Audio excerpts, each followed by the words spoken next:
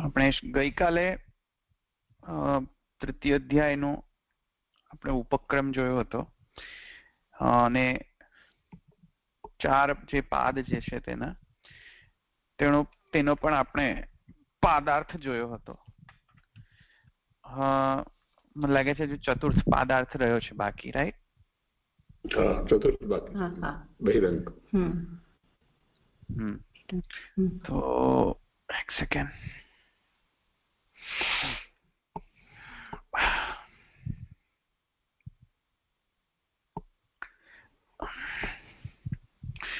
હા, તો ક્યાં હતા? ઈચ્છારામજીની ટીકામાં હતા.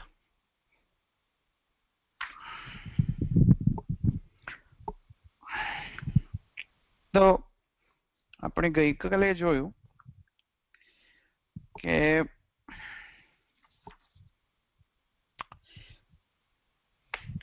પ્રથમ પાદનો અર્થ છે કારિકા પ્રમાણે મહાપ્રભુજીની, તે પ્રમાણે જે પ્રથમ જે પાદનો મુખ્ય અર્થ છે તે છે જીવની સ્વરૂપ યોગ્યતા. અને પછી દ્વિતીય પાદનો અર્થ એમણે કહ્યો કે જે સ્વરૂપ યોગ્યતા, દ્વિતીય પાદનો અર્થ છે સ્વરૂપ યોગ્યતા અને પ્રથમ પાદનો જે અર્થ છે તે પુરુષના જન્મ અને કર્મનો અધિકારિતા. તો અધિકાર અને જીવ સ્વરૂપ વિચાર, એમ 2 પાદ થયા. અને ત્રીજો પાદ આપણે જોયો કે તે અંતરંગ અંગ છે સાધનનો, અને એ પ્રમાણે આપણે જોયું કે ગુણોપસંહાર અને કર્મોપસંહાર. તો ગુણોપસંહાર એ આપણે જોયું તૃતીય પાદનો અર્થ હતો. અંતરંગ વિચારેણ ગુણાનામ ઉપસંહરતિ, તો એ ગુણોપસંહાર આપણે ગઈકાલે જોયો.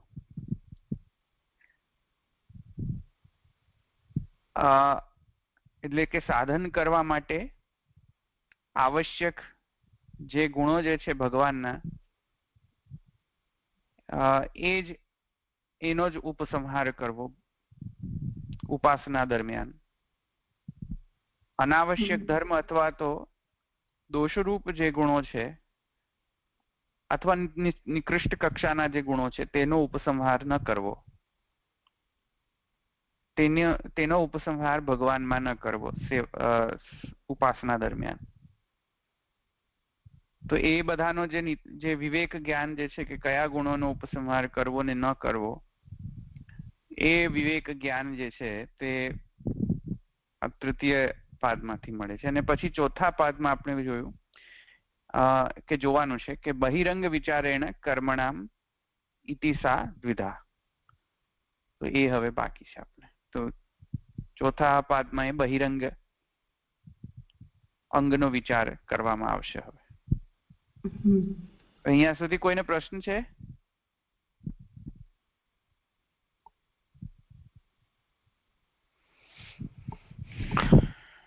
કાલે સમજમાં આવ્યું બધાને? હા, રેકોર્ડિંગ પ્રથમ 2 કારિકાથી અધ્યાય, પછી તૃતીય થી પ્રથમ પાદાર્થ એવું છે. હા, ઓકે. હવે આપણે ચતુર્થ ચરણ વિષયમ આહુઃ ત્યાંથી લઈએ. ચતુર્થ ચરણ વિષયમ આહુઃ તતઃ તુરીયઃ ઇત્યાદિના બહિરંગા ઇતર તુલ્યતયા અનાવશ્યકાः ये धर्मः तद् विचारेण इति अर्थः. कर्मणां पूर्वकांडोक्त कर्मणां सा उपसंहरति.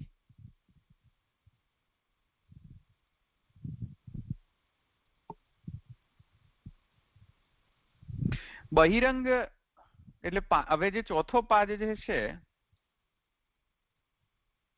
તેમાં હવે એ વસ્તુની ચર્ચા આવશે, એ વિષય ઉપર ચર્ચા આવશે કે તે જે સાધક જે છે તે સાધક જ્યારે અધિકારી હોય, એની સ્વરૂપ યોગ્યતા હોય અને પછી તે ઉપાસના કરે અને તે ઉપાસનામાં એ ગુણોપસંહાર પણ સારા ગુણોનો ઉપસંહાર કરે, એની સાથે સાથે હવે એ સાધક જે છે તે એ જે ઉપાસના છે તેના જે બહિરંગ સાધનો જે છે, અંગો જે છે, એનો પણ તે પાલન કરતો હોય છે. અને બહિરંગ સાધન એટલે કે અહીંયા કર્મ. તો એકચ્યુઅલ જે કર્મ જે છે સાધન કરતો હોય છે એ ઉપાસનાના અંગ તયા કે વિદ્યા મેળવવાના અંગ તયા. તો વિદ્યા મેળવવાના અંગ તયા જે તત્ત જે સાધનો જે કરતો હોય છે, બાહ્ય સાધનો, કર્મ આપણે કહી શકીએ. તો એ બધા કર્મો જેટલા પણ જપ તપ હોમ યજ્ઞ ઇત્યાદિ જેટલા પણ જે બાહ્ય કર્મો જે છે તે બધાની ચર્ચા આ પાદમાં થશે. તો બહિરંગ વિચારેણ જે છે તે આ રીતે સમજવું કે બહિરંગ એટલે કે એ ઉપાસનામાં આવતા જે કર્મરૂપ જે સાધનો જેનો ઉપયોગ જે સાધક કરતો હોય છે, અધિકારી, તે અને કર્મ અહીંયા સ્પેસિફિકલી જ્યારે મહાપ્રભુજી કર્મનામ કહે છે તો એ કર્મનામનો અર્થ અહીંયા એટલો માત્ર સમજવો કે જે પૂર્વ વેદમાં જે પૂર્વોક્ત જે પૂર્વકાંડ જે છે એમાં જે કહેલા જે કર્મો છે તે જ અહીંયા અભિપ્રેત છે. અન્ય કર્મોનો અભિપ્રાય અહીંયા નથી. તો અહીંયા એ સમજવું જોઈએ, કારણ કે આ આપણી વૈદિક સાધના પ્રમાણેની અહીંયા ચર્ચા છે. તેથી કરીને કર્મણામ પૂર્વકાંડોક્ત કર્મણામ એમ સમજવું જોઈએ.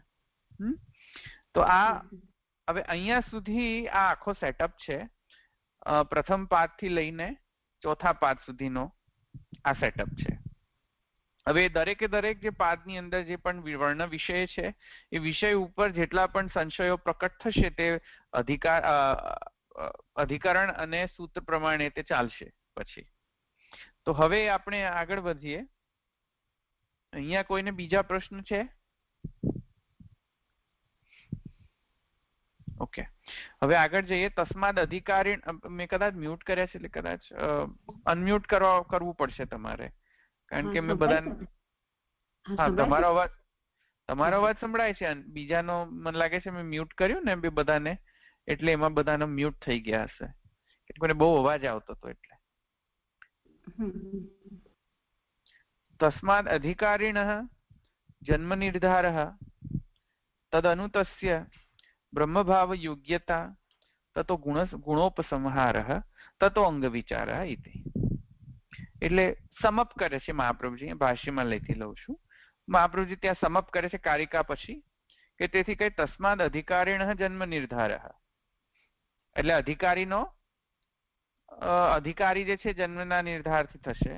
તદનુતસ્ય બ્રહ્મભાવ યોગ્યતા, પછી તેની બ્રહ્મભાવની યોગ્યતા કેટલી છે તે, પછી એનો ગુણોપસંહાર, કયા કયા ગુણોનો ઉપસંહાર એ બ્રહ્મમાં કરશે સાધક, અને પછી એના સાધનાના અંગોનો વિચાર. એવી રીતે મહાપ્રભુજી અહીંયા સમપ કરે છે. સમરી આવ્યું સમજમાં? અધિકારીનો અધિકાર, બ્રહ્મભાવ યોગ્યતા, ગુણોપસંહાર અને અંગ વિચાર. બાહ્ય અંગ વિચાર. ગુણોપસંહાર એટલે અંતરંગ અંગ વિચાર, અને જ્યારે મહાપ્રભુજી કહે છે અંગ વિચાર તો એનો અર્થ છે બાહ્ય અંગ વિચાર. એમ જેવી રીતે પુષ્ટિમાર્ગમાં સેવા બાહ્ય અંગ છે તેવી રીતે. આવ્યું સમજમાં? અને એક અંતરંગ અંગ છે માનસી, તો અંતરંગ બાહ્ય બંને સમજમાં. તો એવી રીતે બાહ્ય પણ અંગ છે, સમર્પણ, એ બધા બાહ્ય અંગો છે. સમર્પણ માનસિક પણ હોઈ શકે, બાહ્ય પણ હોઈ શકે. તો સમર્પણ બાહ્ય અને આંતર બંને હોઈ શકે. આમ સમજમાં? તેવી રીતે અહીંયા પણ કોઈ જે સાધક જે છે ઉપાસના કરતો હોય તો એ પ્રમાણે એની જે ઉપાસના પ્રમાણે જે વિદ્યા મેળવવા માટેના જે સાધન છે તે સાધનાનો અંગોનો પણ અહીંયા બાહ્ય અને આંતર વિચાર પણ કરે છે. તેવી રીતે મહાપ્રભુજી અહીંયા સમરી આપે છે, અહીંયા સમપ કરે છે. આગળ તત્ર પ્રથમે પાદે जीवस्य ब्रह्मज्ञानोपैकं जन्म विचार्यते तत्र पूर्वजन्मनि निष्कामक यज्ञ कर्तुं ज्ञानरहितस्य मरणे ज्ञानाभावेन यज्ञ अभिव्यक्ति अभावात् भूत संस्कार एव यज्ञ जात इति। હવે જન્મ નિર્ધાર કરે છે કે જે આ જન્મ છે જીવનો, એ જીવને કયો જન્મ મળે છે? જો મનુષ્ય જન્મ મળે તો કર્માધિકાર મળે, મનુષ્ય ધર્મ ન મળે, ભોગીઓ નહીં મળે તો કર્માધિકાર પ્રાપ્ત જ નથી થતો તેને। સમજમાં આવે છે વાત? જેવી રીતે કૂતરા બિલાડીયા બે બધા જે છે પ્રાણીઓ જે છે ભોગીઓનીમાં જન્મે છે તો એમને તો કર્મ કરવાની કોઈ આવશ્યકતા નથી, કર્મ કરી ન શકે તેને, એમને કર્મ અપેક્ષિત નથી કારણ કે તે ભોગ યોની છે। તો જીવ જે છે કઈ યોનિમાં પ્રાપ્ત કરે છે? એ મનુષ્ય યોનિમાં છે કે નહીં? ઉપરથી મનુષ્ય યોનિમાં પણ પાછા જે વર્ણાશ્રમ ધર્મ પ્રમાણેનો તે અધિકાર યોગ્ય છે કે નહીં તે બ્રહ્મભાવ યોગ્યતામાં સમજમાં આવશે નેક્સ્ટ પાદમાં।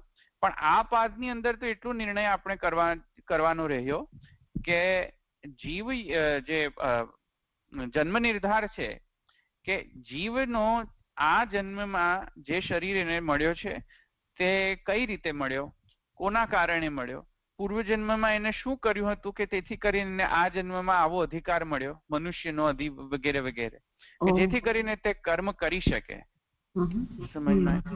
તો આ જે પાદ જે છે એ પાદમાં હવે મહાપ્રભુજી કહે છે કે તત્ર પ્રથમે પાદે જીવસ્ય બ્રહ્મજ્ઞાનોપૈકમ જન્મ વિચાર્યતે। હવે એ જન્મનો નિર્ધાર જે છે એટલે કે જન્મનો હવે વિચાર કરવામાં આવે છે, એ આ જન્મનો વિચાર કરવામાં આવે છે આ પ્રમાણેનો કે કોઈ પણ અન્ય યોનિમાં જો મળે તો એને શું માનવું જોઈએ, અથવા તો મનુષ્ય યોનિમાં જો મળે તો કઈ રીતે એને માનવું કે અને કેવી રીતે મનુષ્ય યોનિ પ્રાપ્ત થઈ, પૂર્વજન્મમાં એને કયા કર્મ કર્યા હતા કે જેથી કરીને એને ધૂમા અર્ચી માર્ગ વગેરે જે છે માર્ગમાં જઈને એને વળી પાછો એ જે શરીર પ્રાપ્ત કરવાનો પ્રાપ્ત થયું એને વગેરે વગેરે વગેરે વગેરે। સમજમાં આવે? તો એ બધાનો હવે નિર્ધાર હવે અહીંયા ડિટેલ્ડ એનાલિસિસ થશે આ પાદની અંદર।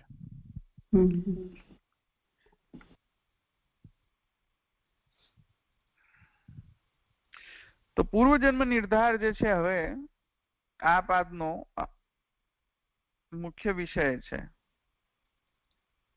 તો એમાં હવે અધિકરણ જે છે આપણો જે પ્રથમ પાદ પ્રથમ અધિકરણ એ હવે એ પૂર્વજન્મના વિષય ઉપર સંબંધિત છે।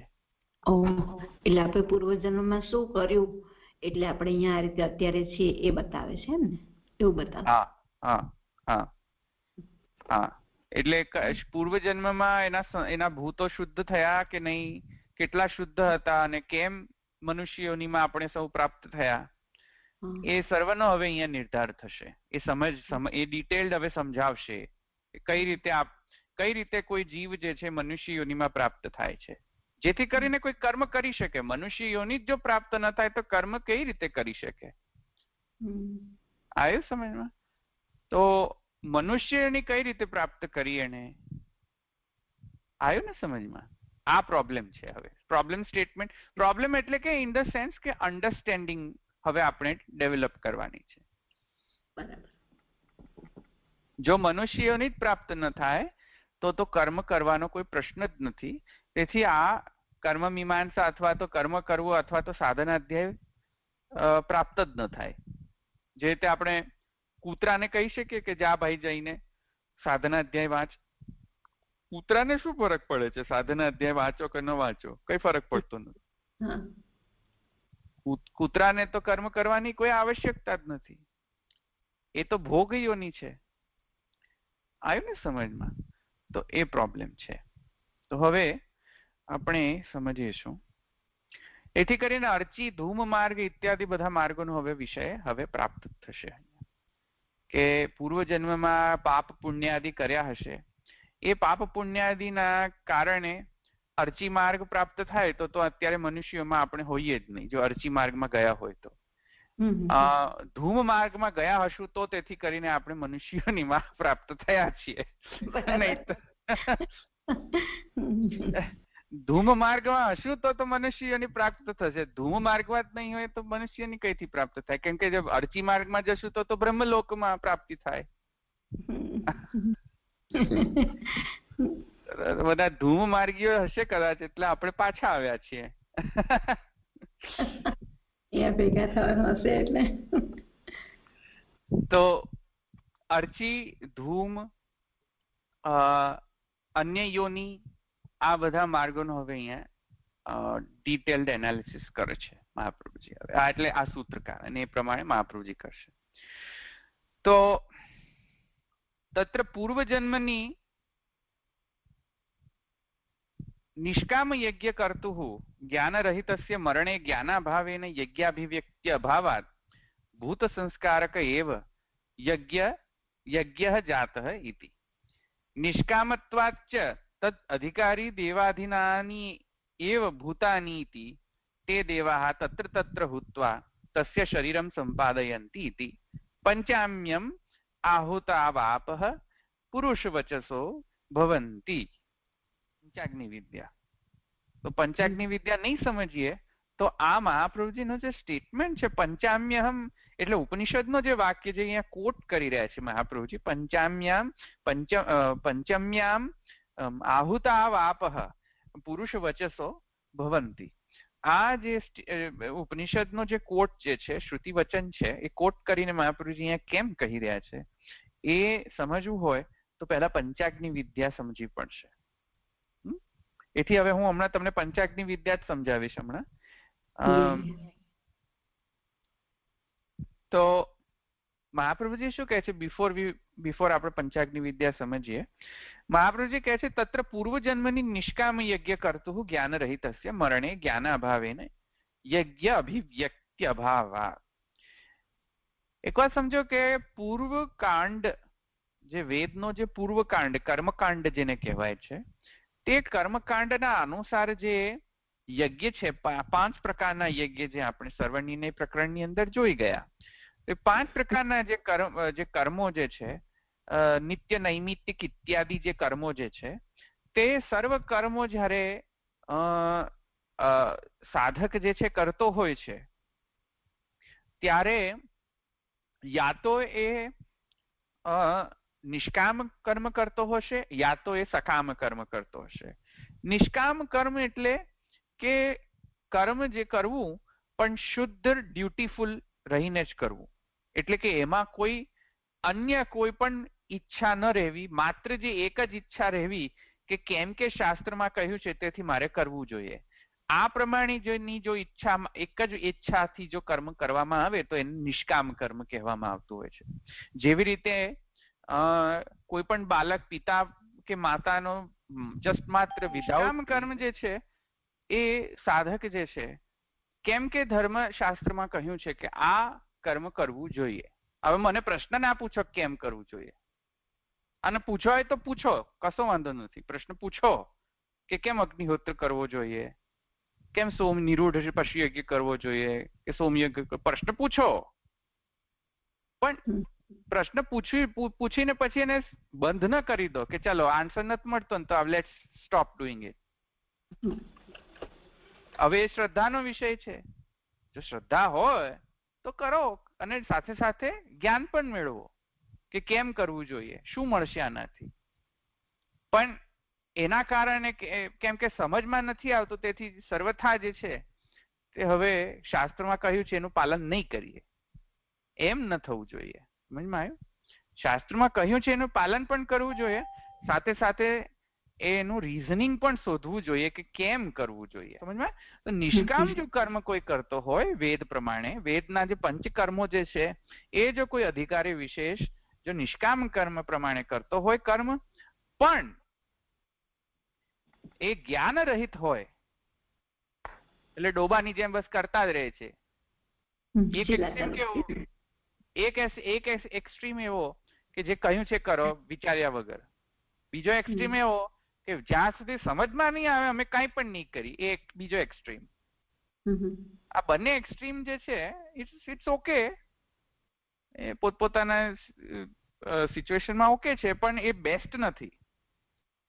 બેસ્ટ વસ્તુ શું છે કે કરે પણ છે અને સાથે સાથે in the process of doing he understands why he is doing. That's the best combination.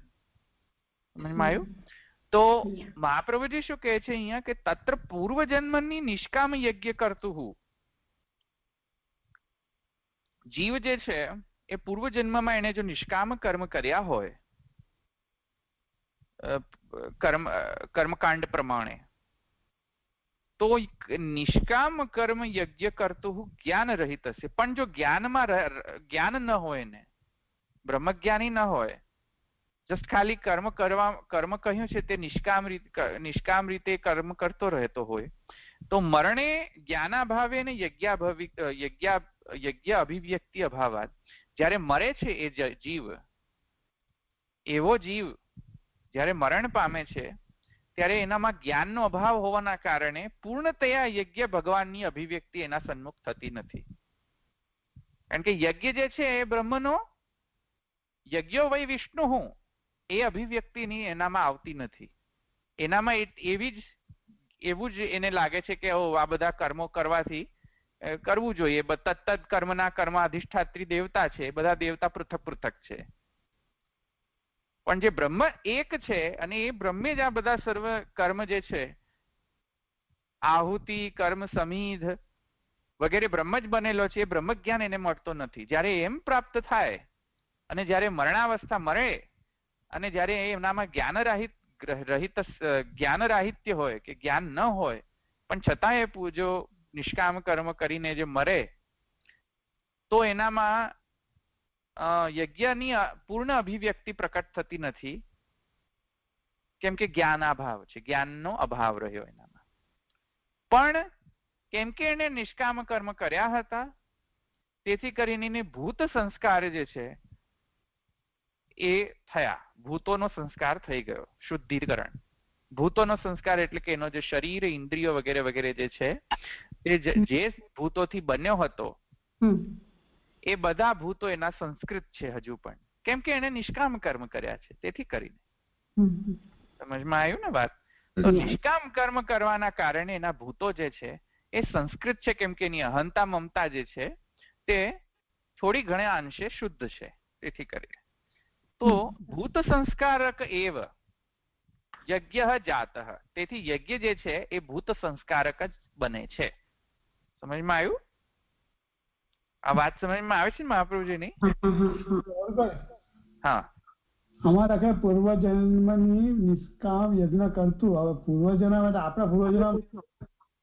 આપણું પૂર્વજન્મ તો હવે કઈ યોનિમાં તો આપણને ખબર નહીં, તો નિષ્કામ યજ્ઞ કર્યું કે ના, એટલે નિષ્કામ કર્યું હશે એવું, એનો મતલબ એવો છે એ વખતે? નહીં, એ આપણાની વાત નથી કરતા. મહાપ્રભુજી એક જનરલ વિચાર કરે છે કે જીવ જો આ જન્મમાં જો કોઈ કર્મ કરી શકતો હોય, કોઈ સાધના ઉપાસના કરી શકતો હોય, તો એને પૂર્વજન્મમાં શું કરેલું હોવું જોઈતું હતું, એ અહીંયા ઉપનિષદ હા જનરલ વિચાર કરે છે. એમાં પોતાના માટે કે કોઈ સ્પેસિફિક જીવ માટે નહીં, જનરલ વિચાર. કેમ કે અધિકરણ એવા આવશે. તેથી તો આપણે જોઈએ છે જેમ 84-252 ની વાર્તામાં જે કબૂતર ને બધા હોય છે એ ભોગ્યોની હોવા છતાં પણ એ લોકો ફોલો કરી રહ્યા છે, તો એનું કેવી રીતે સમજવું?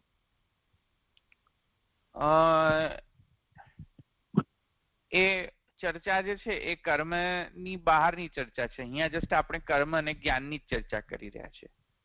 હજુ ભક્તિ ને શરણાગતિ તો એ બધું તો આઉટસાઇડ ઓફ સ્કોપ છે અહીંયા રાઈટ નાઉ. અત્યારે એની ચર્ચા નથી કરી રહ્યા આપણે.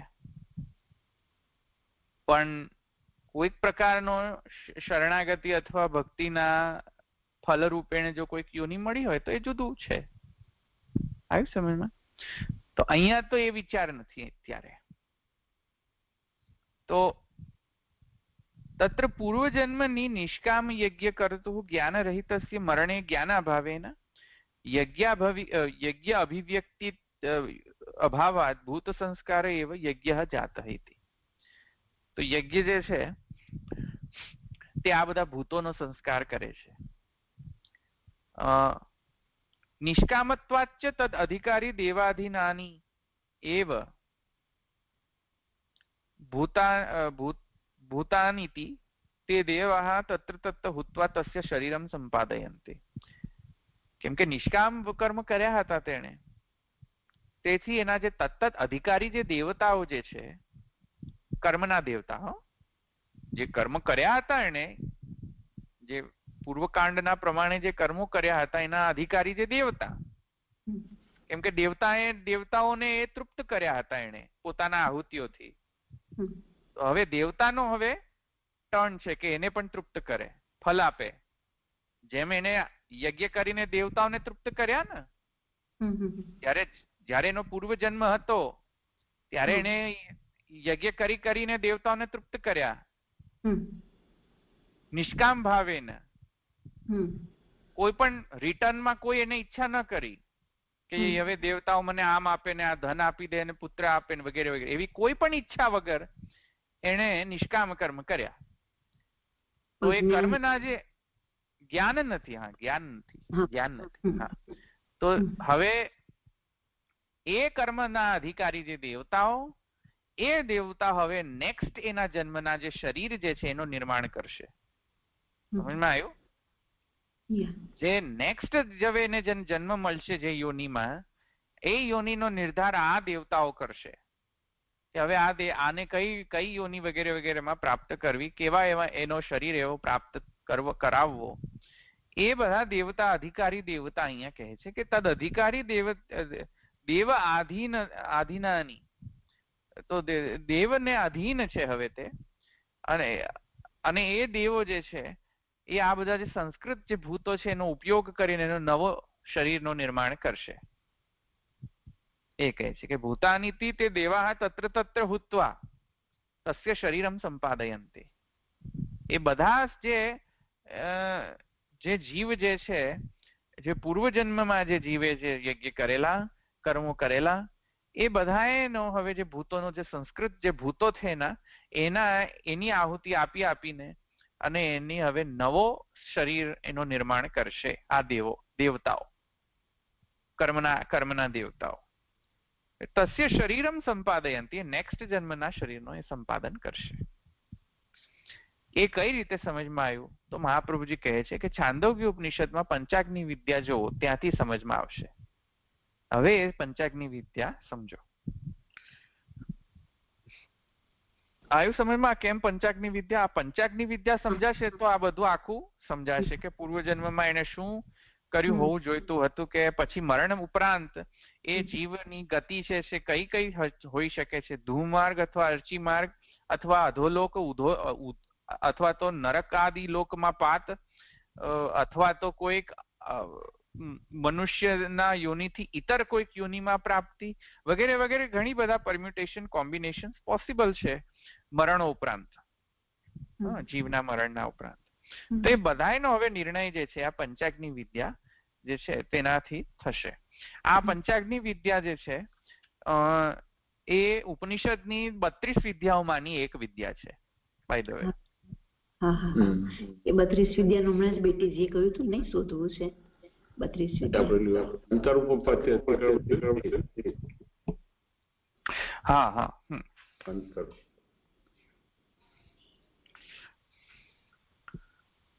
ધવલભાઈ આજે આપણે યજ્ઞ જે બતાવ્યા છે સરળ 5 પેલા અગ્નિહોત્ર અને સોમ યજ્ઞ અને જે 10 પૂર્ણમાસ ને બધા, એ બધા આપણા સેવામાં વણાઈ જ જાય છે ને? એ બધા યજ્ઞ આપણા સેવામાં બધું થઈ જ જાય છે ને 5 નું?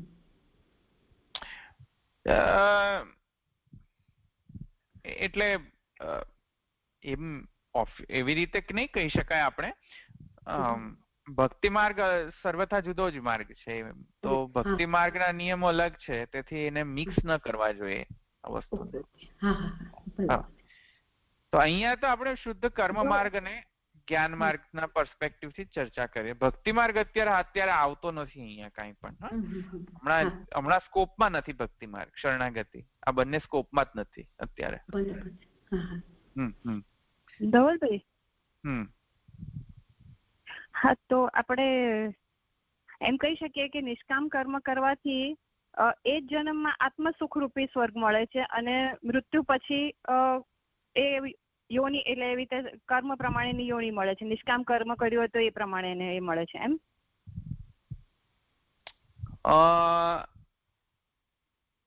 એટલે નિષ્કામ કર્મ કર્યો હોય તો અંતઃકરણ ચિત્ત શુદ્ધિ તો થાય છે, પણ જ્ઞાનમાં અભાવ હોય ને તો એમાં પૂર્ણ જે છે અંતઃકરણ શુદ્ધિ મળતી નથી એને, કેમ કે જ્ઞાનનો અભાવ છે ત્યાં.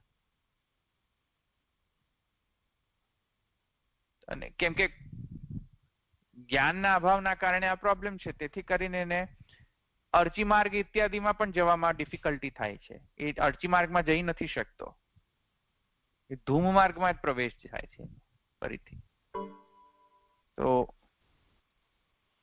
એ પ્રમાણેનો નિયમ છે.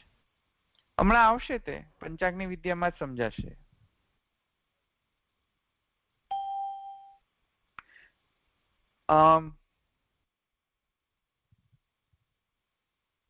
ઓકે,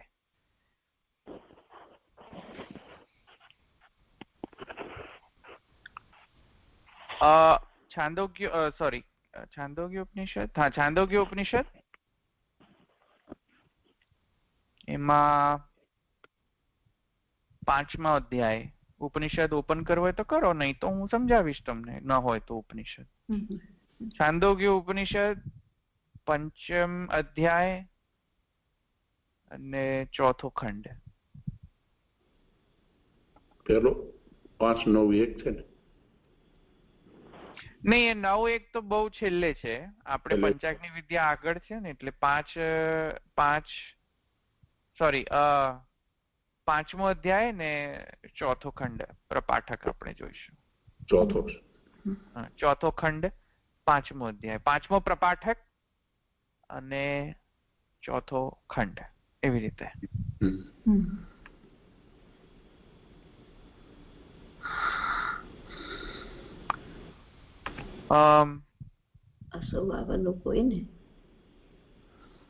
હા, તો 4થો ખંડ છે. અસૌ વાવ લોકો ગૌતમ અગ્નિસ્તસ્ય આદિત્ય એવ. પછી ખબર નહીં કઈ વંચાતું નથી.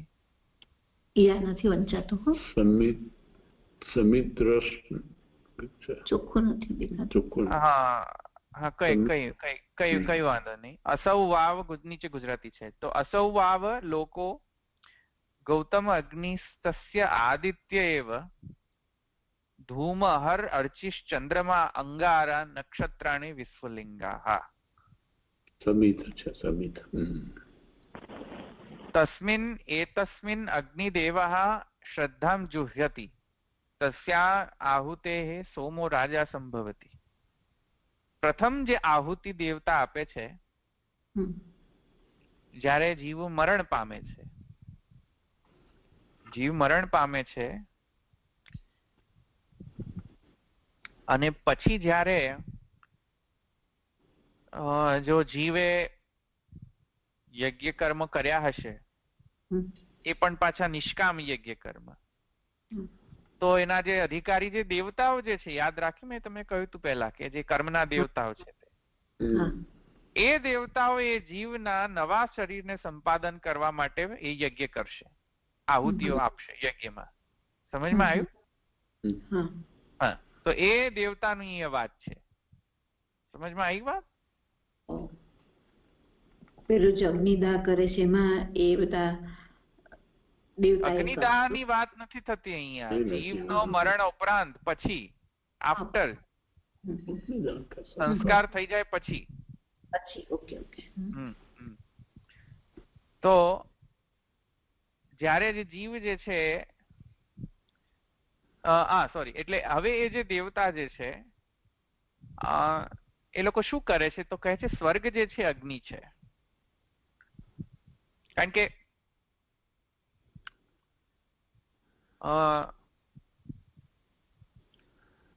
યજ્ઞ હોય ને તો યજ્ઞમાં અગ્નિ જોઈએ આહુતિ આપવા માટે. આ અગ્નિમાં હોમવા માટેનો સમિધ જોઈએ. સમિધ જ ન હોય તો અગ્નિ જો ફ્યુઅલ જ ન હોય, if there is no fuel, સમિધ means fuel. આવ્યું ને સમજમાં? ફ્યુઅલ જ ના હોય તો અગ્નિ કન્સિસ્ટન્ટલી બળી જ ન શકે. અને ફ્યુઅલ અને અગ્નિ મિક્સ થાય તો ધુમાડો તો જનરેટ થાય જ. ધૂમ, એ ધુમાડાના કારણે અંગારા પણ પ્રકટ થાય ને ઝાડ પણ પ્રકટ થાય, તણખણા પણ પ્રકટ થાય. આવ્યું સમજમાં? આ અગ્નિમાંથી અંગારા અને તણખણા પણ પ્રકટ થાય જયારે સમિધનો હોમ કરવામાં આવે ત્યારે. આવ્યું? તો આ એક સિમ્બોલિક સેન્સમાં અહીંયા એને એક્સપ્લેન કરે છે કે કોઈ પણ જગતમાં કોઈ પણ ફિનોમિના રાઈટ ફ્રોમ ધ જગત ની રચના જે બ્રહ્મે કરી એ બધા ફિનોમિના કોઈક ને કોઈક પ્રકારનો યજ્ઞ છે. કોઈક ને કોઈક પ્રકાર. તમે જોશો પુરુષ સૂક્તમાં બ્રહ્મે જે જગતની રચના કરી એમાં પણ યજ્ઞના પ્રકારથી જ બ્રહ્મે પોતાનો જ આહુત કરી દીધો યજ્ઞમાં, ત્યારે જઈને જગત પ્રકટ થયો એમ કહે છે પુરુષ સૂક્ત. હું આ જગત સેમિનારમાં બોલવાનો છું આજ, પણ સમજો વાત કે આખી જે સૃષ્ટિનો ઉત્પત્તિથી લઈને સૃષ્ટિનો જે સ્થિતિ અને લય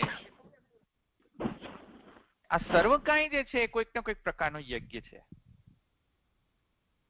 બધામાં યજ્ઞ જ ચાલી રહ્યો છે. સૃષ્ટિની ઉત્પત્તિમાં પણ યજ્ઞ છે. યજ્ઞ વગર કોઈ પણ વસ્તુ ઉત્પન્ન જ નથી થઈ શકતી. અને સેક્રિફાઈસ ન કરો એ તો કઈ ઉત્પન્ન જ ન થાય. You have to give some input. You have to give some sacrifice to get some output. ખ્યાલ આવ્યો? Even computer માં પણ you have to give some input. You have to do some processing and then you will give output.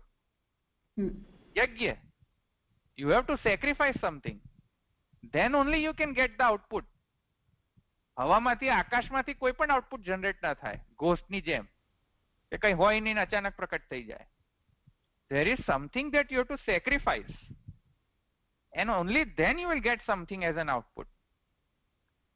તમે કંઈક hard work આપશો તો કંઈક promotion થશે. અગેન યજ્ઞ. સમજમાં આવ્યું કે નહીં?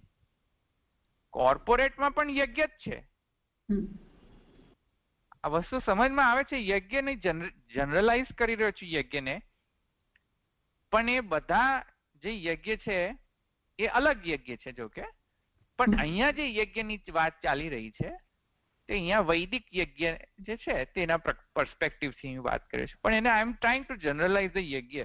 There is everything in this world, where everything, all the phenomena in this universe, multiverse, whatever you want to say, is finally governed by a yajna. It is some kind of yajna. આવ્યું સમજમાં? જયારે પણ અહીંયા તમને statement મળશે કે આ અગ્નિ છે, આ સમિધ છે, આ ધુમાડો છે, આ ઝાડ છે, આ અંગારા છે ને આ તણખલા છે,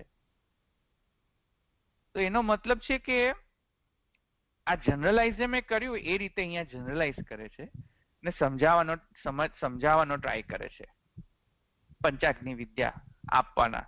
અને પંચાગ્નિ વિદ્યા એ ગૌતમને આપે છે અહીંયા. તો પંચાગ્નિ વિદ્યા આપવાની પ્રોસેસ છે આ વિદ્યા. જ્યારે કોઈ પણ વિદ્યા સમજાવતા હોઈએ તો જે વિદ્યા આપનાર જે છે એ આપનારને એની ડ્યુટી બને છે કે સમજાવે કે આ વિદ્યાની જનરલ એપ્લિકેશન શું અને એ વિદ્યા ખરેખર છે શું. મિયરલી ગોઈંગ થ્રુ કે સ્વર્ગ અગ્નિ છે, સૂર્યનો સમિત છે, તો કઈથી ખબર નહીં પડે તમને. બરાબર છે. તો અહીંયા એક્ઝામ્પલ થી સમજાવે છે. તો અહીંયા આ સમજી ગયા ને, યજ્ઞમાં અગ્નિ, સમિધ, ધુમાડો પ્રકટ થાય છે, અંગારાઓ પ્રકટ થાય છે, તણખલાઓ પ્રકટ થાય છે, બધું જ મળે છે.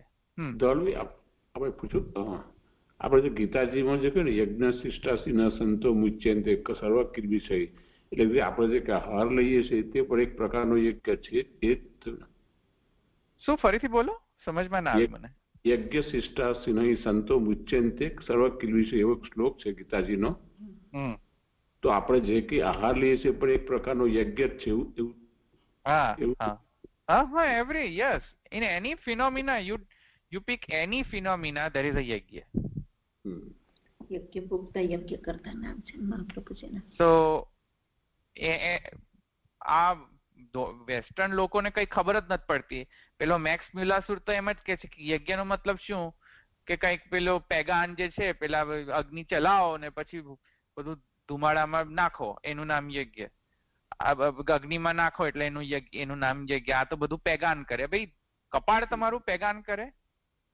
આ પેગાન નથી, આ બ્રહ્મવાદ છે. અહીંયા આ તો most civilised philosophy in the world.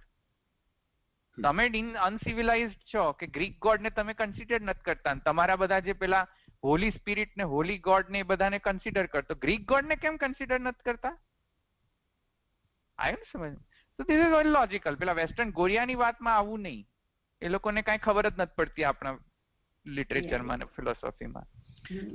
તો આ જે યજ્ઞ જે છે એનો આ બ્રોડ સેન્સમાં અર્થ સમજવો. આવી રીતે પેગાન નથી આપણે કે પેલા આફ્રિકામાં જે પેલા એક એવી જાતિ છે કે નંગુ પંગુ રહે ને પછી ખાલી એ લોકો ખાલી ફોરેસ્ટ રિજનમાં જ રહે, એ લોકો બહારમાં આવે નહીં, અને પછી આવી રીતે એ લોકોનું સેક્રિફાઈસીસ ને બધા જે છે ચાલતા હોય. અરે ભાઈ એવું નથી, આ પેગાન નથી. We are not pagans. તો એ અહીંયા એ સમજવું જોઈએ. સો એનીવે, સો સ્વર્ગ જે છે અહીંયા પંચાગ્નિ વિદ્યા સમજો. તો પંચાગ્નિ વિદ્યા કહે છે કે સ્વર્ગ અગ્નિ છે. એક ફર્સ્ટ જે ગૌતમને જે જણાવે છે, ફર્સ્ટ યજ્ઞ, 5 યજ્ઞમાંનો પ્રથમ યજ્ઞ. પંચાગ્નિ યાદ રાખો, 5 અગ્નિઓ, 5 યજ્ઞો, એમાંનો પ્રથમ યજ્ઞ જે છે એનું અહીંયા વર્ણન કરે છે. પ્રથમ આહુતિ, પ્રથમ આહુતિનું વર્ણન કરે છે કે પ્રથમ આહુતિ આ કોના માટે કરે છે? જીવના શરીરને સંપાદન કરવા માટે. કોણ કરે છે? કોણ કરે છે? આ કર્મના અધિકારી દેવતાઓ. સમજમાં આવી? સો પ્રથમ જે યજ્ઞ કરે છે દેવતા કહે છે કે સ્વર્ગ જે છે અગ્નિ બનાવે છે સ્વર્ગને, અને સૂર્યને તેની સમિધ બનાવે છે, અને એના કારણે કિરણો જે છે ધુમાડા છે, અને દિવસ જે છે ઝાડ છે, અને ચંદ્ર જે છે અંગારા છે, અને નક્ષત્ર તણખા છે. ઇન શોર્ટ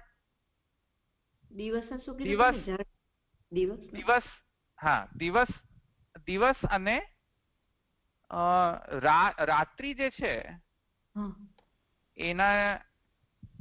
એનો જે ઓલ્ટરનેટિંગ જે ફિનોમિના છે કે દિવસ પછી રાત્રિ, રાત્રિ પછી દિવસ, એ ફિનોમિનાને અહીંયા યજ્ઞનો અંગ બનાવે છે.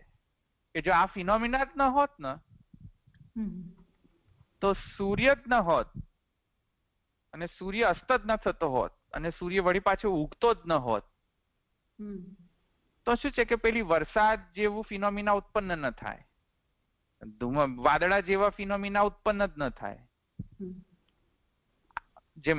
જે બધી એન્વાયરમેન્ટલ ઇફેક્ટ છે એ ઇફેક્ટ ઉત્પન્ન જ ન થાય.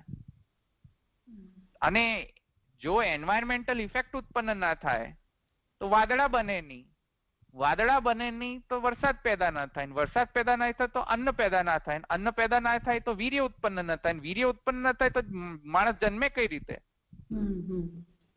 સમજમાં આવી? જીવ જન્મે કઈ રીતે? જીવને જન્મવા માટે કંઈક તો સિચ્યુએશન તો બનાવવી પડે કે નહીં? તો જીવને જન્મવા માટે આ દેવતાઓ યજ્ઞ કરે. સમજમાં આવી હવે વાત? તો આ અહીંયા કહે છે કે ભાઈ દિવસ રાત્રિની જે ઓલ્ટરનેટિંગ જે ફિનોમિના, ધેટ ઇઝ ઓલ્સો યજ્ઞ. તો આ યજ્ઞ જ ન હોત તો સૃષ્ટિ ચાલે જ નહીં. કેનોટ બી પોસિબલ. તો એ અગ્નિમાં આ દેવતાઓએ શ્રદ્ધાનો હોમ કર્યો, એમ કહે છે. શ્રદ્ધાનો હોમ કર્યો આ દેવતાઓએ આ યજ્ઞ અગ્નિમાં. પ્રથમ અગ્નિ જે છે, પંચાગ્નિ વિદ્યામાં જે પ્રથમ અગ્નિ જે છે આ અગ્નિ છે, સ્વર્ગરૂપ અગ્નિ. યાદ રાખો, સ્વર્ગરૂપી અગ્નિની અંદર આ સૂર્ય વગેરે જે છે, સમિત જે છે એનો મને સમિત વગેરે જે છે એ હોમ કરીને અને ચંદ્ર સૂરજ ઇત્યાદિ જે છે વગેરે જે છે ફિનોમિના ઉત્પન્ન થાય છે. એ ફિનોમિના ઉત્પન્ન થવાના કારણે પ્રથમ જે રિક્વાયરમેન્ટ જે છે માને કે એ એન્વાયરમેન્ટ ક્રિએટ કરે છે કે જેથી કરીને જે છે કોઈક જીવ પ્રકટ થાય, જન્મ લે. સમજમાં આવ્યું? સેકન્ડ, વરસાદનો દેવ જે છે અગ્નિ છે, સેકન્ડ અગ્નિ. વરસાદ જે છે એ સેકન્ડ અગ્નિ છે. વરસાદ, પર્જન્ય. પર્જન્ય વાવ ગૌતમ અગ્નિસ્તસ્ય. જો કે નોર્મલ કેસમાં પર્જન્ય કેવી રીતે અગ્નિ કહેવાય? પણ કહેવાય આ સેન્સમાં કે જેની અંદર તમે ઇનપુટ આપો એને અગ્નિ જ કહેવાય, કેમ કે Agni consumes it. Agni has an ability to consume anything. અગ્નિને જે પણ આપો ને એ કન્ઝ્યુમ કરી લે પૂર્ણતયા. અગ્નિ એટલી પાવરફુલ છે, it can consume anything and process it. Great processing agent અગ્નિ. સમજમાં આવ્યું? સો અહીંયા જે પર્જન્ય જે છે એ અગ્નિ છે. પહેલા સ્વર્ગ અગ્નિ હતા. આ ટંગ ટંગ ટંગ શું બોલે છે? જરા પ્લીઝ મ્યુટ કરો, બહુ જ અવાજમાં વાગે છે. રિંગટોન બહુ જ વાગે છે કાનમાં, એટલે પ્લીઝ મ્યુટ કરી દો જો તમારો રિંગટોન હોય તો, અથવા તો રિંગટોનને મ્યુટ કરી દો. ઓકે. તો પર્જન્ય જે એ અગ્નિ છે, કહે છે પવન એનો સમિધ છે, વાદળા ધુમાડા છે, વીજળી ઝાડ છે, ઇન્દ્ર એનું હથિયાર છે, વજ્ર છે અથવા અંગારા છે. એ અંગારા અને તણખલા છે મેઘ જે ગાજે, વીજળીના નો ગાજ જે છે તે તણખલા છે. આવું જયારે ન થાય ત્યાં સુધી પર્જન્ય પ્રકટ જ ન થાય. સમજમાં આવી? પર્જન્ય પ્રકટ જ ન થાય. એટલે પર્જન્યનો દેવતા અગ્નિ છે અને આઉટપુટમાં એ દેવતાના કારણે આઉટપુટમાં મળે છે પર્જન્ય. પર્જન્ય મળે. પર્જન્યનો દેવતા અગ્નિ છે, મુખ્ય અગ્નિ છે. એ અગ્નિ જ ન હોય, એ અધિષ્ઠાન જ ન હોય તો બધું, જેવી રીતે આપણે કોઈક સામગ્રી સિદ્ધ કરવી હોય તો એ સામગ્રી સિદ્ધ કરવામાં કોઈ અધિષ્ઠાન તો જોઈએ ને, કે જે અધિષ્ઠાનની અંદર બધા મસાલા, બધું રો મટીરિયલ મિક્સ કરીને આપણે કોઈક આઉટપુટ જનરેટ કરીએ. તો અધિષ્ઠાન જે છે એ છે આ વરસાદનો, પર્જન્યનો દેવતા. આ દેવતા ન હોય તો બધી જેટલી સમિધો અંદર રો મટીરિયલ નાખવામાં આવે કોઈ પ્રકટ કશું થતું નથી. અગ્નિ જરૂરી છે, પ્રોસેસિંગ એજન્ટ. સમજમાં આવ્યું? એ અધિષ્ઠાન જે છે, બેઝ જરૂરી છે. તો એ બધું મિક્સ થાય, રો મટીરિયલ, વાદળા હોય, વીજળી હોય, આ સર્વ કોઈ હોય તો પર્જન્ય પ્રકટ થાય. તો પર્જન્ય જે છે આઉટપુટમાં મળતો હોય છે, યજ્ઞના આઉટપુટમાં. તો એ જે છે એ સેકન્ડ અગ્નિ છે પંચાગ્નિની અંદર, સેકન્ડ અગ્નિ. થર્ડ અગ્નિ જ્યારે આ વરસાદ પ્રકટ થઈ ગયો, હવે અગ્નિ કોણ બને છે? પ્રોસેસિંગ એજન્ટ બેઝ પૃથ્વી બને છે. કારણ કે વરસાદ પડે ક્યાં? વરસાદ નો બેઝ કયો? હવે વરસાદ જ્યારે વાદળામાંથી વરસાદ ઇમર્જ થાય ત્યારે એ પડે ક્યાં? પૃથ્વી પર. Prithvi is the base agent now for the yajna. Clear? Now there is another yajna happening on Prithvi. પહેલા યજ્ઞ થયો સ્વર્ગ, હવે યજ્ઞ થયો વૈદ્યુત લોકમાં, એટલે કે વરસાદ જ્યાં ફોર્મ થાય છે ને વૈદ્યુત લોક કહેવાય. સ્વર્ગલોક, વૈદ્યુત લોક. ક્લિયર? ધ ફર્સ્ટ અગ્નિ સ્વર્ગ, સેકન્ડ અગ્નિ વૈદ્યુત યોગ, જ્યાં વરસાદનું ફોર્મેશન થતું હોય છે, એને વૈદ્યુત યોગ, વૈદ્યુત લોક કહેવાય. અને પછી થર્ડ લોક જે છે યજ્ઞનો અગ્નિ, એ છે પૃથ્વી.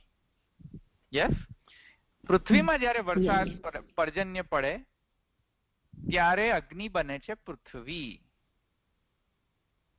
Processing agent, the base agent, where all the raw materials come together again. અને એમાં મેઇન રો મટીરિયલ છે જે વર્ષા છે તે. સમજમાં આવ્યું? અને એ વર્ષા જે છે એટલે ક્યાં ગયું? તસ્મિન પૃથ્વી વાવ. હા, પૃથ્વી વાવ ગૌતમ અગ્નિસ્તસ્યા સંવત્સરે એવ. નહીં, સોરી, સંવત્સરે એવ, સોરી, સંવત્સરે એવ. એક અને પછી આકાશો ધૂમ રાત્રિરર્ચી દિશ અંગારઃ. તો પૃથ્વી પર પૃથ્વી અગ્નિ બને છે, સંવત્સર જે છે એનો સમિધ બને છે, આકાશ ધુમાડો બને છે, રાત દિશાઓ અંગારા બને છે, દિશાઓના ખૂણા તણખલા બને છે. અને આ અગ્નિમાં હોમ કોનો થાય છે? વરસાદનો. પેલો જે વરસાદ પ્રકટ થયો હતો ને પહેલા, એ વરસાદનો હોમ આ દેવતાઓ આ પૃથ્વી પર હોમ કરે છે. આ હોમ કરવાથી જે ફ્યુઅલ જે છે સમિધ, વર્ષરૂપ સમિધ, એ એક્ટિવ થાય છે અને એ આઉટપુટમાં જનરેટ કરે છે અન્ન. એટલે જો કોઈ પણ ઔષધિ કોઈ પણ અન્નમાં પ્રકટ થવામાં પાછળનો રીઝન છે વરસાદ, પૃથ્વીમાં રહેલો સોઇલ, જે માટી, માટીના ન્યુટ્રિયન્ટ્સ, આ બધું જ્યારે રો મટીરિયલ ભેગું થાય, એક એર મને વાયુનો પણ રોલ હોય છે, કેમ કે અમુક જ સિઝનમાં અમુક જ પ્રકારનો એર હોય ત્યારે જ અમુક પ્રકારના અન્ન પ્રકટ થાય છે, બાકી તો ન થાય. સમજમાં આવ્યું ને? તો આ બધું જયારે ભેગું થાય ત્યારે અન્ન પ્રકટ થાય છે. એ પણ યજ્ઞ છે પાછો, આ પણ એક યજ્ઞ છે. સમજમાં આવ્યું? ઔષધિનું પ્રકટ થવું પણ અથવા અન્નનું પ્રકટ થવું પણ યજ્ઞ છે. વરસાદનું પડવું યજ્ઞ છે, પૃથ્વીમાં અન્નનું પ્રકટ થવું યજ્ઞ છે, દિવસ રાત્રિ પણ યજ્ઞ છે, જગતનું પ્રકટ થવું યજ્ઞ છે, જગતનો લય થવો યજ્ઞ છે. બધું યજ્ઞાત્મક છે. Clear? Wherever you see there is yajna happening. In whichever phenomena you see there is a yajna happening. અને આ પંચાગ્નિ વિદ્યા જસ્ટ ખાલી જ્યારે વિદ્યા આપવામાં આવે ત્યારે વિદ્યા ખાલી આટલા એક્ઝામ્પલથી સીમિત ન લેવી જોઈએ. તમારો જે હોરાઇઝોન જે છે એ તમારો જે અન્ડરસ્ટેન્ડિંગના જે હોરાઇઝન્સ જે છે વધવા જોઈએ. એ હોરાઇઝન્સ વધે ને ત્યાં સુધી આ પંચાગ્નિ વિદ્યાનો કોઈ મતલબ નથી. તો એ આહુતિથી અન્ન પ્રકટ થાય છે અને પછી એ અન્ન વળી પાછો એનો હોમ થાય છે કોઈક અન્ય અગ્નિમાં. એ કઈ અગ્નિ? તો કહે છે કે હવે જે ચોથી અગ્નિ છે કે છે કે પુરુષ અગ્નિ છે, વાણી સમિધ છે, પ્રાણ ધુમાડા છે, જીભ આંખ અંગારા છે અને કાન જે છે તડખા છે. અન્ન કોઈ ખાય નહીં ને, એક વાત સમજો, અન્ન પ્રકટ થાય પણ કોઈ પ્રાણી એને ખાય જ નહીં તો યજ્ઞ પાછો પ્રકટ ન થાય. સમજમાં આવ્યો? અને ખાઈને પછી પાંચન જ ન કરી શકે, જેમ કે જે મરેલો વ્યક્તિ હોય એને ખવડાય કરો તો યજ્ઞ પ્રકટ થાય મરેલા વ્યક્તિમાં? પ્રોસેસિંગ કશું જ ન થાય, કેમ કે અંદરની ડાયજેસ્ટિવ સિસ્ટમ એક્ટિવ નથી, મેટાબોલિક સિસ્ટમ એક્ટિવ નથી. So there is no yajna going on. But in the active system, active metabolic system, જ્યારે કોઈ પણ વસ્તુને કન્ઝ્યુમ કરવામાં આવે છે ફૂડ, તો એની આખી જે એક્ટિવ મેટાબોલિક સિસ્ટમ જે છે એ પણ યજ્ઞ તરીકે બિહેવ કરે છે અને આઉટપુટમાં કંઈક ઉત્પન્ન કરે છે. આઉટપુટમાં ઉત્પન્ન કરે છે રેતસ. આવી સમજમાં? વીર્ય ઉત્પન્ન કરે છે એઝ એન આઉટપુટ. તો ખાય જ નહીં, અન્નનો ભક્ષણ જ ના કરે તો પ્રાણીમાં વીર્યનો ઉત્પત્તિ જ ન થઈ શકે. ખાય જ નહીં તો એ પણ યજ્ઞ છે એક. આવ્યું સમજમાં? તો પુરુષ અગ્નિ, અને એ અગ્નિમાં હોમ કોણ કરે છે? શું કરે? દેવતાઓ શું કરે છે હોમ? પુરુષ રૂપ અગ્નિમાં અન્નનો હોમ કરે છે.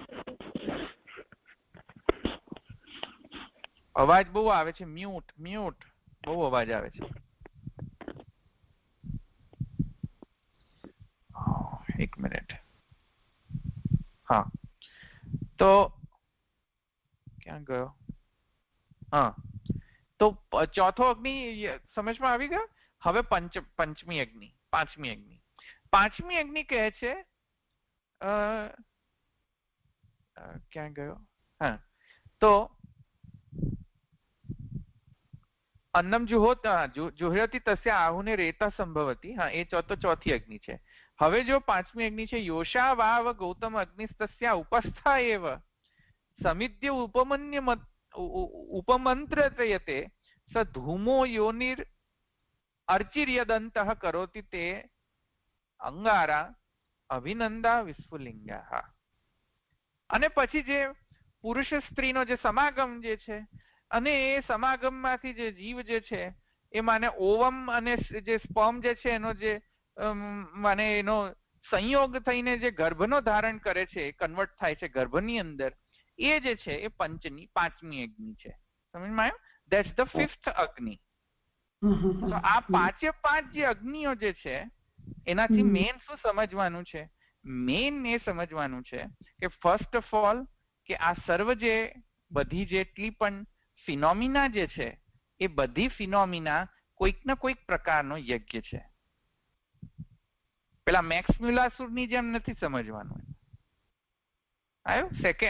સેકન્ડ બીજું એક વસ્તુ સમજવાનું છે કે સ્પેસિફિકલી પંચાગ્નિ વિદ્યાની અંદર જે આપણે સમજવાનું છે એ છે કે જીવ જે છે એનો નેક્સ્ટ જન્મમાં જે મળતો શરીર એ કઈ રીતે ફોર્મ થાય છે.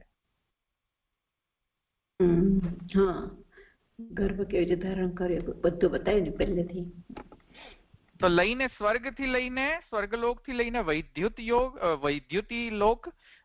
લોકથી લઈને પૃથ્વીલોકથી થઈને પછી આવે છે પુરુષમાં, અને પુરુષમાં આવીને રેતસ બને છે. રેતસમાંથી વળી પાછો એ સ્ત્રીમાં ગર્ભ ધારણ કરે છે. આ આખો જર્ની છે જીવની. જીવના નેક્સ્ટ જન્મના શરીરના નિર્માણની જર્ની પ્રોસેસ છે. સમજમાં આવ્યું? અને આ કરે છે કોણ? દેવતાઓ. જેને પૂર્વજન્મમાં જેને જે નિષ્કામ યજ્ઞ કર્યા હતા અને એનાથી એને કર્મ દેવતાને તૃપ્ત કર્યા હતા, એ બધા દેવતા એના પર પ્રસન્ન થઈને હવે નેક્સ્ટ જન્મના શરીરનો એ નિર્માણ કરશે. આવી રીતે. આ સમજમાં આવ્યું?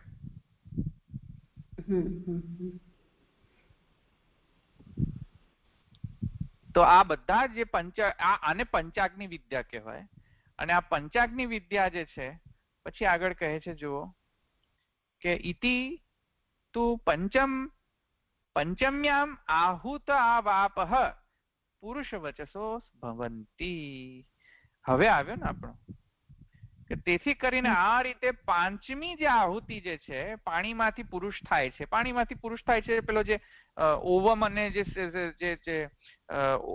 ઓવમ અને જે સ્પર્મ જે છે બંને મિક્સ થઈને જે ભ્રૂણ તૈયાર થાય છે ને, જે ભ્રૂણ તો ન કહેવાય એને પણ foetus, I think we can call it as foetus something. તો જે ફીટસ જે છે એનાથી પછી મને 9 મહિના રહીને પછી ગર્ભમાંથી એકચ્યુઅલ મને એ જન્મ પામે છે. હા, તો એ કહે છે કે આજે 5મી આહુતિ જે છે એ પાણીમાંથી પુરુષ થવાની આહુતિ છે. પાણીમાંથી પુરુષ થવાની એટલે કે અમે તમને હમણાં જે સમજાવ્યું ને તે. તો ફીટસ જે છે, ફીટસ ફોર્મ થાય છે, પાણીના ફોર્મમાં રહે છે પહેલા, અને પછી એ બધો આખો 9 મહિનાનો પ્રોસેસ છે. એની અંદર પછી ધીરે ધીરે બધા અંગ પ્રત્યંગો એના પ્રકટ થાય છે. તો તેવી રીતે છે. તો એ પછી કહે છે કે એનાથી પછી વીંટાયેલો જે છે, ઓરથી વીંટાયેલો એ ગર્ભ જે છે 9 કે 10 માસ સુધી પેટમાં રહીને પછી તે જન્મ પામે છે ને એનો નેક્સ્ટ જન્મ તૈયાર થાય છે. એનો નેક્સ્ટ શરીર જે છે એ પછી એ ફાઇનલી એ લઈને બહાર પ્રકટ થાય છે. તો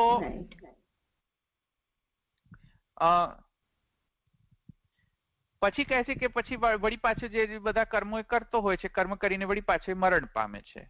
અને મરણ પામ્યા પછી વળી પાછા એના જેટલા પણ જે ભૂતો જે છે એનો જો સંસ્કૃત હોય ભૂતો, તો વળી પાછો એ દેવતા એના ભૂતોને લઈને હોમ કરીને એને ફરી પાછો નવો શરીરને આપતા હોય છે કે જેથી કરીને ફરીથી કર્મ કરી શકે.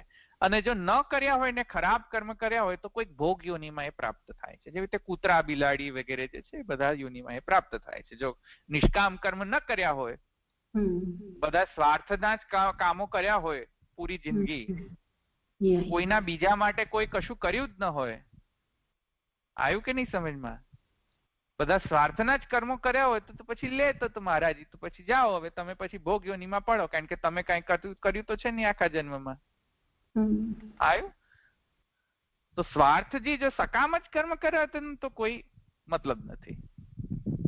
તો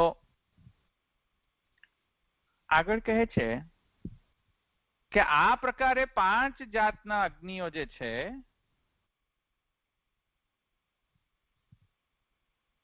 ક્યાં ગયું, ક્યાં હતો? હા તો ઇતિ પંચમ્યા તો સજાતો યાવદ આયુષમ જીવતી, એ મેં તમને સમજી, યાવદ આયુષ જીવતી એ મેં તમને સમજાવી દીધું. હા, તદ્ય ઇત્થમ વિદુર્યે ચેમેરણ્યે શ્રદ્ધા તપ ઇતિ ઉપાસતે તે અર્ચિષમ અભિસંભવંતી. તો હવે કહે છે કે આવી રીતે 5 જાતના જે અગ્નિઓ જે છે એવી રીતે જો સમજે, જ્ઞાન લે અને વનમાં રહીને શ્રદ્ધા અને તપ કરીને જે ઉપાસના કરે, તો તે પછી આગળ જઈને માને અર્ચી માર્ગમાં એ પ્રયાણ કરે છે. અને અર્ચી માર્ગ જે છે તે બ્રહ્મલોક પ્રાપ્ત કરવાનો માર્ગ છે. બ્રહ્મલોક અર્ચી માર્ગ. અચ્છા, હવે જો જે લોકો આ જ્ઞાન જે લોકોમાં ન હોય અને ક્રિયા જ કરવામાં તત્પર હોય, જે લોકો આ પંચાગ્નિ જ્ઞાનથી, પંચાગ્નિ વિદ્યાથી એમને કઈક સંબંધ નથી, પંચાગ્નિ વિદ્યા એમને ખબર નથી, છતાંય જો યજ્ઞ કરતા હોય, નિષ્કામ યજ્ઞ કરતા રહેતા હોય, તો પછી એમ કહે છે કે તે લોકો ધૂમ માર્ગમાં જાય છે, અર્ચી માર્ગમાં નથી જતા, કેમ કે એમને જ્ઞાનનો અભાવ છે, તેથી ખ્યાલ નથી પંચાગ્નિ વિદ્યાનો. આવી સમજમાં? બ્રહ્મ જ્ઞાન નથી. અચ્છા, પંચાગ્નિ વિદ્યા માત્ર નહીં પણ બ્રહ્મ જ્ઞાન. તો આ પંચાગ્નિ વિદ્યાનો અને બ્રહ્મ જ્ઞાન અને અન્ય બ્રહ્મ જ્ઞાનના અજ્ઞાન હોવાના કારણે ભલે ને નિષ્કામ કર્મ કરતો હોય, છતાં એ ઉપનિષદ કહે છે કે એ લોકો ધૂમ માર્ગમાં પ્રયાણ થાય છે, એ લોકોને બ્રહ્મલોકની પ્રાપ્તિ નથી થતી.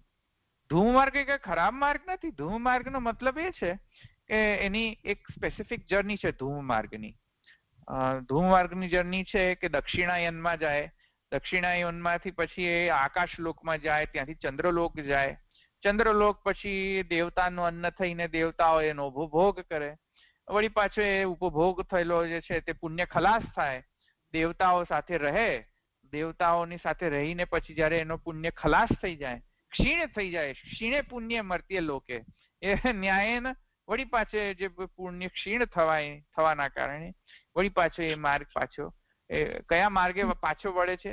વળી પાછો જે મેં તમને કહ્યું એમ વૈદ્યુત લોક, વૈદ્યુત લોકમાંથી પછી પૃથ્વીલોક, પૃથ્વીલોકમાંથી પછી આ પુરુષનો અન્ન બને છે, પુરુષનો અન્ન બનીને પછી પુરુષનો રેતસ બને છે, અને પછી માતાના ગર્ભમાંથી પ્રકટ થાય છે. સમજમાં આવ્યું? એને ધૂમ માર્ગ કહેવાય. તો એ ધૂમ માર્ગ માંથી પછી વળી પાછો એનો નેક્સ્ટ જન્મનો શરીર એ ધારણ કરે છે. અચ્છા, હવે જે લોકોનું આચરણ જ શુદ્ધ નથી, નિષ્કામ કર્મ કરતા નથી, બધા સ્વાર્થના કર્મ કરેલા છે, આચરણ અશુદ્ધ છે, એ બધા જે છે એ બધા પછી માને મનુષ્ય યોનિમાં નથી પ્રાપ્ત થતા. એને તો એ ધૂમ માર્ગમાં નથી જતા, એ તો અધોગતિને પ્રાપ્ત કરે છે. એ તો કહે છે એ તો કૂતરા, ભૂંડ વગેરે ચાંડાલની જાતિ પ્રાપ્ત કરે છે પછી. સમજમાં આવ્યું? અને આચરણ અને એકદમ નિંદનીય એટલે એકદમ મહાપાપી, મતલબ મહાપતિત, મહાપાતક જો હોય તો એ નરકાદી લોકમાં એનો પાપ થાય છે. એ મનુષ્યની પણ યોની કે કોઈ પણ પ્રાણીની પણ યોની પ્રાપ્ત નથી કરતો. એ તો મહાપાતક જે છે, મને મહાપાતકના પણ અહીંયા 4 મહાપાતક આપે છે. કેવા કેવા વ્યક્તિઓ જે છે એ તો ડેફિનેટલી 101% પાસપોર્ટ લઈને જ, વિઝા લઈને જ આવ્યા છે કે પછી મરે એટલે સીધા નીચે જ જાય. વિઝા એનો સ્ટેમ્પ જ છે ત્યાં. એ છે એ મહાપાતક જે છે, ફર્સ્ટ મહાપાતક છે કે જે સોનો ચોરી કરે. ફર્સ્ટ મહાપાતકી, સોનાની ચોરી કરનાર ફર્સ્ટ મહાપાતકી. Nothing doing. એકવાર સોનાની ચોરી કરી એનો મતલબ છે કે nothing doing, nothing can make him pavitra. He has to go in narak. સમજમાં આવ્યું? સેકન્ડ મહાપાતકી છે દારૂ પીનાર. દારૂ પીનાર મહાપાતક કહેવાય. દારૂ પીનાર. તો એ પણ કોઈ ચાન્સ નથી. ગુરુ સ્ત્રી ગમન મહાપાતક. અને બ્રહ્મ હત્યા, જે બ્રહ્મ હત્યા કરે પણ મહાપાતક. આ જે છે મહાપાતકી છે એ આ 4 જો દોષ હોય તો એને મરવું જ પડે, તો જે શુદ્ધ થઈ શકે. એને મરવા પછી પણ પાછો શુદ્ધ નથી થઈ શકતો પાછો. એ ભાઈ મહાન પ્રોબ્લેમ છે અહીંયા. પછી મર્યા પછી તો મહાન નરકમાં પાત થાય. નરકમાં પાત થઈને નરક આદિ ભોગ ભોગવે, એ યાતનાઓ ભોગવે હજારો દેવ વર્ષ સુધી, પછી વળી પાછો શુદ્ધ થાય. એ શુદ્ધ થયેલો પાછો જે શરીર જે છે એ જીવ શુદ્ધ થયેલો શરીર સાથે વળી પાછો એ વૈદ્યુત લોક ઇત્યાદિ ધૂમ માર્ગ ઇત્યાદિમાં આવીને વળી પાછો કોઈક ના કોઈક ભોગીઓનીમાં પ્રાપ્ત કરે, વળી પાછો એની ચક્કર ચાલતો રહે. સમજમાં આવ્યું? તો આ પ્રકારે આ મેં બીવડાવવાનો પ્રોગ્રામ મેં તમને સમજાવ્યો, પંચાગ્નિ વિદ્યા.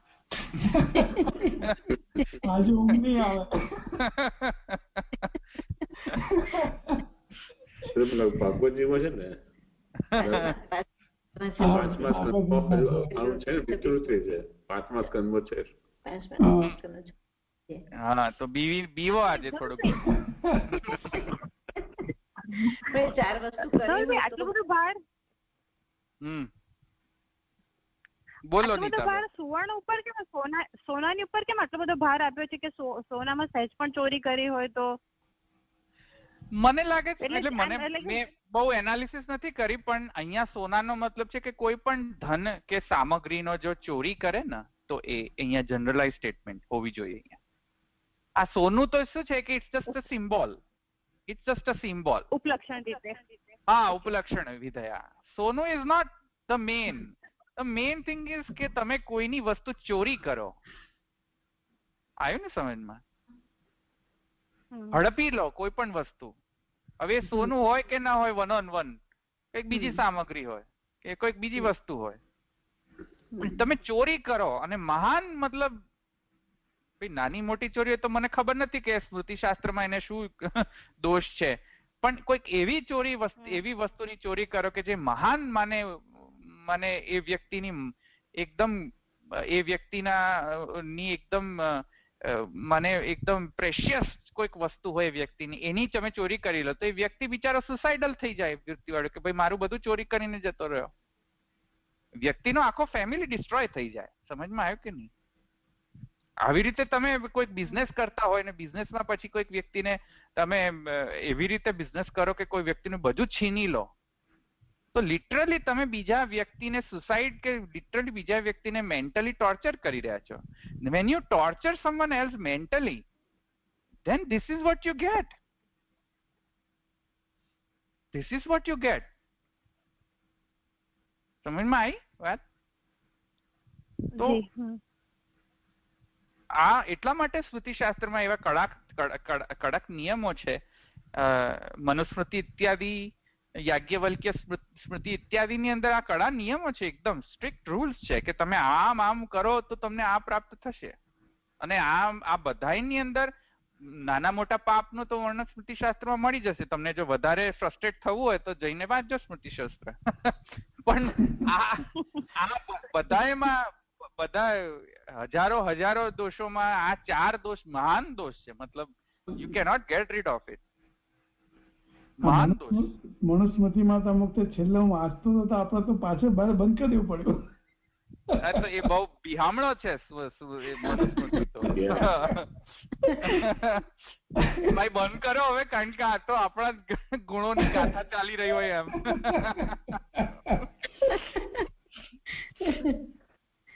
તો આપણે આના પરથી ધવલભાઈ, તો આપણે આના પરથી શું બોધ લઈએ? એટલે કે આપણે નિષ્કામ કર્મ કરવું જોઈએ. હવે નિષ્કામ કર્મ કરીએ તો પછી આપણે કર્મની આશ્રયતા સ્વીકારી રહ્યા છે એવું ના થાય કે આપણે નિષ્કામ કર્મ કરવું જોઈએ તો આપણે પ્રભુનો આશ્રય છોડીને કર્મનો આશ્રય કરી રહ્યા છીએ. અરે તો મેં એટલા જ માટે તમને મેં પહેલેથી જ કહ્યું હતું કે અત્યારે સ્કોપમાં ભક્તિ માર્ગ છે નહીં. અત્યારે we are not thinking from the bhakti marg. અત્યારે we are just thinking from the shuddh karma gyan marg. ભક્તિ માર્ગ હમણાં just don't care right now. We are not discussing that. ભક્તિ માર્ગ નો અલગ જ નિયમ છે. So don't care about right now all those things. અત્યારે આપણે જો કે ભક્તિ માર્ગમાં પણ આ બધા કામ કર્યા હોય તો ભક્તિ માર્ગમાં છુટકારો નથી. એ તો મળશે પહેલા. ભક્તિ માર્ગમાં જવાના કારણે કે એમ ધારી લો કે તેથી કરીને ચાલો ભલે ને આપણે બધું કોઈની ચોરી કરી હોય છતાંય આપણને શું છે કે કોઈ વીઆઈપી સ્ટેટસ મળશે. કોઈ વીઆઈપી સ્ટેટસ નથી મળતું ભક્તિ માર્ગમાં પણ ભક્તિ માર્ગના થોડા અલગ નિયમ છે. આના ઉપરાંત વધારે એડિશનલ નિયમો છે એમ કહી રહ્યો છું. આ તો છે જ નિયમો ભક્તિ માર્ગમાં કે તમે આવા બધા કર્મ કર્યા હોય નિંદનીય કર્મ તો એને ભક્તિ માર્ગ ઇગ્નોર નથી કરી શકતું.